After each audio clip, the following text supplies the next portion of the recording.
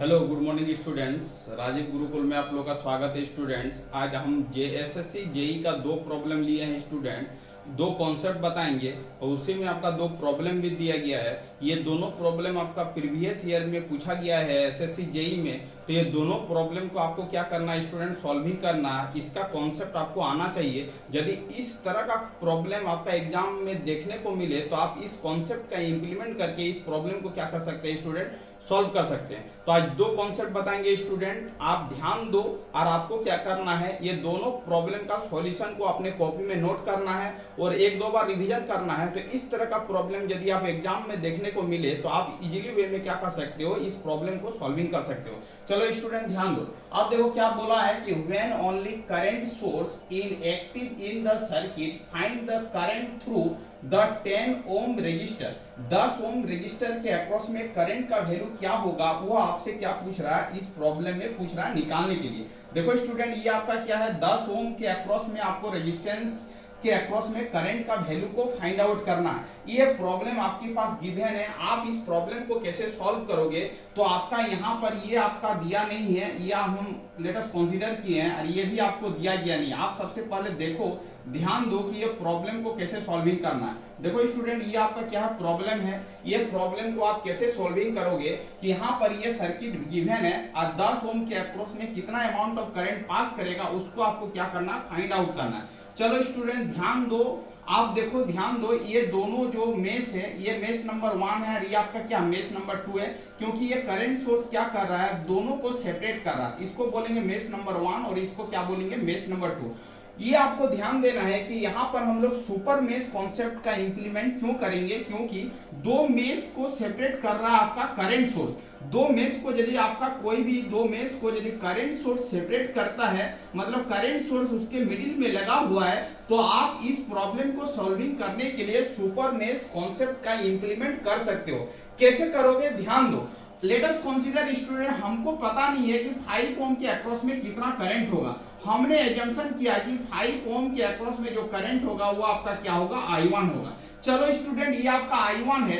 यदि I1 current यहाँ पर आएगा तो यही करंट आपका क्या होगा, डिवीजन होगा। तो I1 करंट में से 2 एम्पियर करंट इधर से पास हो रहा था। आप ही बताओ कि I1 में से 2 यदि इधर चला गया तो इधर जो बचेगा वही जाएगा। तो इसका मतलब I1 माइनस 2 जो एम्पियर करंट होगा वो किसके थ्रू पास करेगा, 10 ओम रेजिस्टेंस के अक्रॉस में पास करेगा। चलो यहाँ तक कोई दिक्कत वाली बात नहीं है। अब स्टूडेंट क्या करना है, सुपर मेश का कॉन्सेप्ट ये बोलता है कि दोनों मेश को मिला के आपको एक सिंगल मेश में इसको कन्वर्ट करना है, लिखना है इक्वेशन को। जब दो मेश को मिला के एक मेश कंसीडर करेंगे तो आप कैसे इसका केसीएल लगा के, आप इस केवीएल लगा के आप इसको आप मेश को कन्वर्ट कर सकते हो। केवीएल लगा के कैसे आप इस इक्वेशन को लिखोगे, चलो ध्यान दो। यह इसका आपका कॉन्सेप्ट यहाँ पर है, super mesh concept. Super mesh concept क्यों लगेगा, क्योंकि दो मेश के बीच में आपका क्या है, करंट सोर्स है। आप देखो दोनों मेश का सिंगल मेश यहाँ पर नहीं लगा रहे हैं, हम एक ही मेश लगा रहे हैं। दोनों को कंबाइन करके देखो ब्लैक वाला पोर्शन को हम लोग क्या घेरे हैं। अब देखो स्टूडेंट, जब सुपर मेश का कॉन्सेप्ट लगाएंगे तो अप्लाइंग द केवीएल, हम लोग क्या करेंगे, यहाँ पर केवीएल लगाएंगे। कैसे लगाएंगे, बाहर पूरा सर्किट में हम लोग क्या करेंगे, केवीएल लगाएंगे। अब बताओ, केवीएल लगाने के दौरान हमने बताया था कि जब यहाँ पर केवीएल लगाओगे तो आप निगेटिव से पॉजिटिव जा रहे हो। इसका मतलब इसके अक्रॉस जो ड्रॉप होगा वो क्या होगा, प्लस 20 वोल्ट होगा। क्योंकि आपको पिछले क्लासेस में आपको बता चुके हैं, माइनस से प्लस जाएंगे तो क्या करेंगे, प्लस कंसीडर करेंगे। प्लस करंट का डायरेक्शन और पाथ का डायरेक्शन आपका सेम है, इसके कारण 5 ओम के अक्रॉस जो ड्रॉप होगा वो -5 इंटू क्या होगा, I1 होगा। 5 इंटू क्या होगा, I1 होगा। चलो आगे की ओर चलते हैं। अब देखो करंट का डायरेक्शन और एजम्पशन पाथ का डायरेक्शन दोनों है, इसके कारण जो ड्रॉप होगा -10 और करंट है I1 -2 है, इज इक्वल टू 0 होगा। इस इक्वेशन को क्या करेंगे स्टूडेंट, सॉल्विंग करेंगे। सॉल्विंग करेंगे तो क्या हो जाएगा, आप ही बताओ, 20 - 5 I1 -10 I1 प्लस क्या हो जाएगा, 20 इज इक्वल टू 0 हो जाएगा। इसको सॉल्व करेंगे।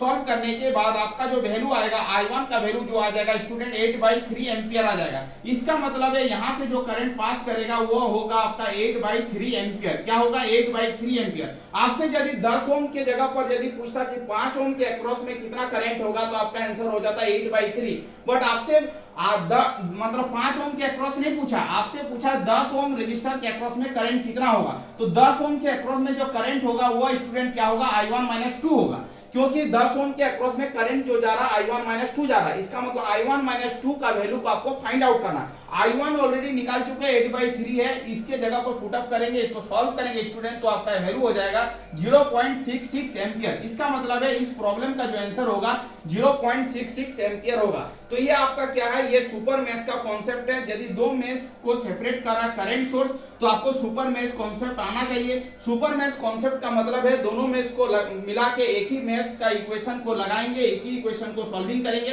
एक ही इक्वेशन से आपका क्या हो जाएगा, आंसर आ जाएगा। इसी को क्या बोलते हैं स्टूडेंट, सुपर मेश कॉन्सेप्ट बोलते हैं। तो आपको आना चाहिए कि यदि दो मेश के बीच यदि करंट सोर्स है, करंट सोर्स उस मेश को डिवीजन कर रहा, तभी जाके हम क्या करेंगे, सुपर मेश कॉन्सेप्ट का इंप्लीमेंट करके प्रॉब्लम को सॉल्विंग करेंगे। ये आपका एसएससी जेईई 2019 का प्रॉब्लम है, बढ़िया प्रॉब्लम है। ये कॉन्सेप्ट आना चाहिए तभी जाके ये प्रॉब्लम को क्या कर सकते हैं, सॉल्विंग कर सकते हो स्टूडेंट। इसका मतलब इसका आंसर हो जाएगा 0.66 एम्पियर। चलो आगे की ओर चलते हैं, एक दूसरा प्रॉब्लम लेते हैं। वो भी प्रॉब्लम आपका एक न्यू कॉन्सेप्ट पर है, ये भी प्रॉब्लम बहुत ही इंपॉर्टेंट है। चलो स्टूडेंट, ये आपका सर्किट है, ये सर्किट आपका कुछ इस तरह करके है। हम लोग फिर हम एक बार अगेन हम इस सर्किट को ड्रॉ कर रहे हैं। यहाँ पर आपका क्या है, 3 एम्पियर का करंट सोर्स है। चलो यहाँ पर एक रेजिस्टेंस है, वो आपका क्या है, 1 ओम है। और यहाँ पर एक वोल्टेज सोर्स है, वो प्लस है या माइनस है, ये 2 वोल्ट है।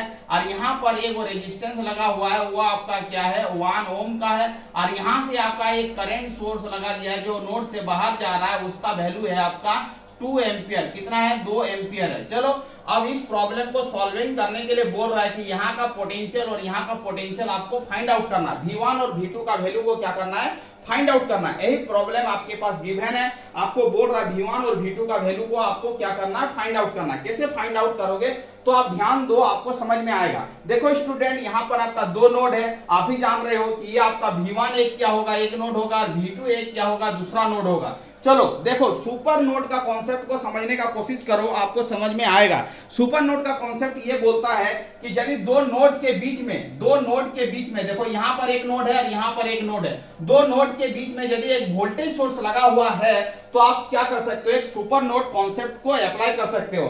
सुपर नोड कॉन्सेप्ट को अप्लाई करने का तरीका जो स्टूडेंट है, आप इक्वेशन को कैसे लिखोगे उसको आप ध्यान से समझने का कोशिश करो, आपको समझ में आएगा। देखो, जब सुपर नोड कॉन्सेप्ट का इंप्लीमेंट करेंगे, ये दोनों नोड को मिला के एक ही नोड कंसीडर करेंगे, तो आपका इक्वेशन लिखने आना चाहिए। कैसे इक्वेशन लिखोगे, तो देखो ये आपका ये प्लस टर्मिनल V1 से कनेक्टेड है और माइनस टर्मिनल V2 से कनेक्टेड है। इसका मतलब V1 आपका प्लस से है, इसका मतलब V1 हो जाएगा, V2 आपका माइनस से है, तो माइनस क्या हो जाएगा, V2 हो जाएगा। इज इक्वल टू क्या करोगे, 2 वोल्ट लिखोगे, क्योंकि इसके दोनों नोड के बीच में जो वोल्टेज सोर्स दिया गया है वो 2 वोल्ट दिया गया है। इसका मतलब ये आपका इक्वेशन नंबर क्या हो जाएगा स्टूडेंट, 1 हो जाएगा।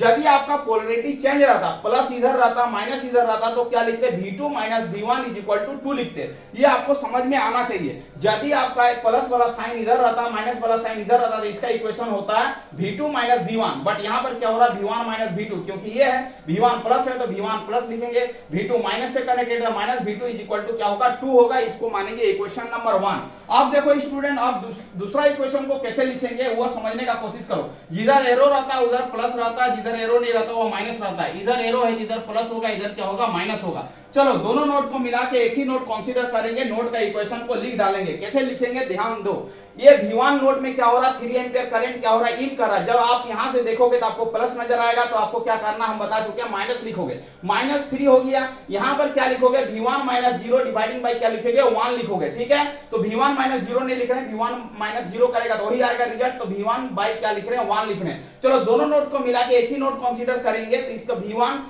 बाई क्या हो गया, 1 हो गया। यहाँ पर पोटेंशियल क्या, V2 बाई क्या हो जाएगा, 1 हो जाएगा। चलो V2 बाई क्या हो जाएगा, 1 हो जाएगा। अब देखो यहाँ से जब देखोगे तो आपको नजर आएगा माइनस, तो माइनस नहीं लिखना, क्या लिखना, प्लस लिखना। प्लस लिखेंगे और यहाँ पर करंट सोर्स दिया गया है वो 2 एम्पियर दिया गया, 2 एम्पियर लिखेंगे। इस इक्वेशन को सॉल्विंग करेंगे स्टूडेंट, तो V1 plus V2 minus 1 is equal to 0 होगा। V1 plus V2 is equal to क्या हो जाएगा, आपका 1 हो जाएगा। ये आपका 2 इक्वेशन आ गया। 2 इक्वेशन और 2 अननोन वैल्यू है, दोनों इक्वेशन को सॉल्व करेंगे और 2 अननोन वैल्यू को फाइंड आउट करेंगे। अब क्या करेंगे स्टूडेंट, इस दोनों इक्वेशन को क्या करेंगे, एडिंग करेंगे। जब दोनों इक्वेशन को एडिंग करेंगे तो आपका क्या हो जाएगा, V2 कैंसिल हो जाएगा, V1 का वैल्यू हो जाएगा 1.5 वोल्ट हो जाएगा। चलो स्टूडेंट, V1 का वैल्यू निकालने के बाद आप आपका प्रॉब्लम हो गया इजी, आप आराम से V2 का वैल्यू को निकाल सकते हो। इस दोनों इक्वेशन में से किसी एक इक्वेशन में उस वैल्यू को पुटअप करोगे, V2 का वैल्यू फाइंड आउट हो जाएगा। हमने क्या किया, फ्रॉम 2 से हम V2 का वैल्यू को फाइंड आउट करने का कोशिश किया। V1 plus V2 is equal to 1 है, V1 का वैल्यू 1.5 है, यहां पर सॉल्व करोगे तो V2 का वैल्यू हो जाएगा -0.5 वोल्ट। इसका मतलब V2 का वैल्यू हो गया -0.5 वोल्ट। ये जो ऑप्शन रहेगा वही ऑप्शन आपका करेक्ट होगा। इसका मतलब स्टूडेंट V1 का जो वैल्यू आया